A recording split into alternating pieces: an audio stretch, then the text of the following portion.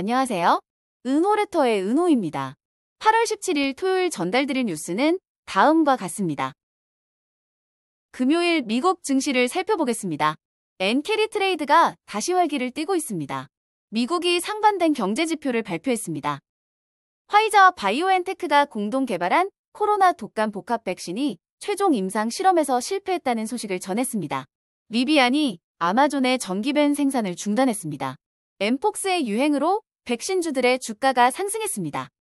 스타벅스가 인도 내 매장에 대해 확장 계획을 발표했습니다. 비 라일리 파이낸셜 주식이 급등했습니다.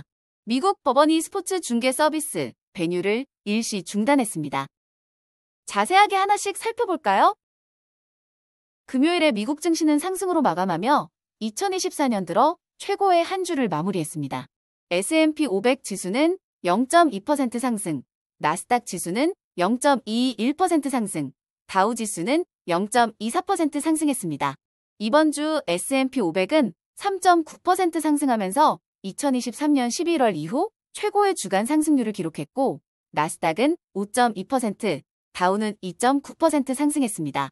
이번 주 발표된 소매 판매 데이터와 실업수당 청구 건수 감소가 시장의 불안감을 완화시키며 경기 침체에 대한 우려가 과장되었다는 평가를 받았습니다.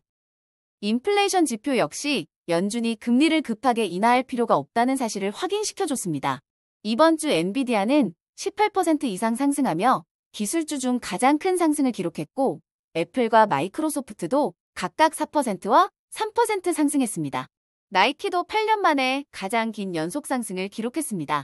금리 인하에 대한 기대감으로 10년 만기 미국 국채 수익률은 3.88%로 하락했고, 달러는 3주 연속 하락세를 보였으며 금 가격은 상승세를 보였습니다. 최근 몇 주 동안 큰 손실을 본 엔캐리 트레이드가 다시 활기를 띠고 있습니다. 엔캐리 트레이드는 금리가 낮은 일본 엔화를 빌려 금리가 높은 자산에 투자하는 전략으로 최근 미국 소매 판매 데이터가 예상을 웃돌면서 다시 증가하기 시작했습니다. 일본 엔화는 8월 초부터 달러 대비 약 5% 약세를 보였으며, 이는 일본은행의 비둘기파적 발언과 미국 경제 지표가 혼합된 결과입니다. 8월 23일에 예정된 일본은행 총재의 발언과 같은 날 잭슨홀 미팅에서 연설할 예정인 파월의 발언이 중요할 것으로 보입니다. 일본은행 총재가 비둘기파적인 입장을 취하면서 파월이 매파적 입장을 취한다면 더 많은 투자자들이 캐리 트레이드에 참여할 수 있습니다. 미국의 소비자 신뢰지수가 5개월 만에 처음으로 상승하여 67.8을 기록했습니다. 인플레이션이 안정되면서 소비자들은 더 낙관적인 전망을 갖게 되었으나 여전히 높은 생활비와 고용 둔화 등의 요인으로 제한된 상태입니다. 7월 신규 주택 착공은 전월 대비 6.8% 감소하여 2020년 이후 최저 수준에 도달했습니다. 이는 높은 금리와 비용 상승으로 인해 주택 구매와 건설 활동이 둔화된 결과입니다. 전문가들은 금리가 인하될 것으로 예상하면서 주택 시장이 다시 활기를 찾을 가능성이 있다고 보고 있습니다. 화이자와 바이오엔테크가 공동 개발한 코로나 독감 복합 백신이 최종 임상 실험에서 목표를 달성하지 못했습니다. 이 백신은 인플루엔자 B 바이러스에 대한 면역 반응이 기존 백신보다 효과적이지 않은 것으로 나타났습니다. 이로 인해 화이자와 바이오엔테크는 추가적인 개발이 필요한 것으로 보이며 경쟁사보다 최대 2년 정도 늦어질 가능성이 있습니다. 이 소식으로 인해 화이자와 바이오엔테크 주가는 하락세를 보였습니다. 리비아는 부품 부족으로 인해 아마존에 공급하는 전기벤 생산을 일시 중단했습니다. 일리노이 공장이 이달 초부터 중단되었지만 알런 전기 픽업과 SUV 모델 생산에는 영향을 미치지 않습니다. 이에 대해 리비아는 정확한 재개 일정을 밝히지 않고 있습니다. 엠팍스의 새로운 변이가 빠르게 확산되면서 세계보건기구는 글로벌 보건 비상사태를 선포했습니다. 최근 스웨덴에서 새로운 변이가 발견되면서 아프리카 밖에서 첫 사례가 보고되었습니다. 이에 따라 현재 미국과 유럽에서 승인된 엠팍스 백신을 보유한 유일한 회사인 바바리안 노르딕의 주가가 급등했습니다.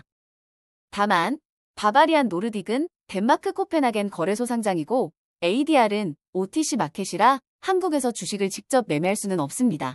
간접적으로 투자할 수 있는 방법으로는 SMCI 덴마크 지수를 추종하는 EDN ETF 등이 있으나 바바리안 노르딕 비율은 1.5%에 불과합니다. 스타벅스는 인도에서의 성장에 집중하며 2028년까지 인도 내 매장 수를 현재 441개에서 1000개로 늘릴 계획이라고 합니다. 현지 파트너인 타타 그룹과의 합작으로 운영되는 스타벅스는 인도 소비자의 취향에 맞춘 메뉴와 매장 포맷을 실험 중이며 작은 컵 사이즈, 피코를 도입해 가격 민감도를 고려한 음료를 제공하고 있습니다.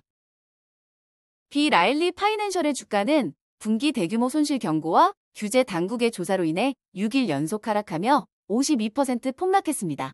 주가는 올해 들어 76% 이상 하락했으며 이로 인해 약 3억 6천만 달러의 시장 가치가 사라졌습니다. 회사의 창립자이자 최대 주주인 브라이언트 알라엘리는 이 문제를 해결하기 위해 자신이 소유하지 않은 주식을 주당 7달러에 매입하겠다며 제안했습니다. 이 발표로 인해 주가는 16% 상승했습니다. 미국 연방법원이 스포츠 스트리밍 서비스 베뉴의 출범을 일시적으로 중단시켰습니다. 베뉴는 디즈니, 워너브라더스, 폭스가 공동으로 만든 서비스로 월 42.99달러로 다양한 스포츠 콘텐츠를 제공할 예정이었습니다. 그러나 푸보TV는 베뉴가 반독점법을 위반하고 자사의 사업을 위협한다고 주장하며 소송을 제기했습니다. 법원은 푸보의 주장에 따라 베뉴의 출범을 중단시켰으며 이로 인해 푸보의 주가는 16% 상승했습니다. 법원은 디즈니, 워너브라더스, 폭스가 미국 내 스포츠 중계권의 54% 이상을 통제하고 있어 이들이 함께 베뉴를 운영하는 것은 경쟁을 저해할 가능성이 크다고 판단했습니다. 디즈니, 워너브라더스, 폭스는 법원의 결정에 불복하며 항소할 계획이라고 밝혔습니다. 오늘 전달해드릴 뉴스는 여기까지입니다. 들어주셔서 너무 감사드리고 은퇴하는 그날까지 파이팅입니다. 도움이 되셨다면 좋아요와 구독 부탁드립니다.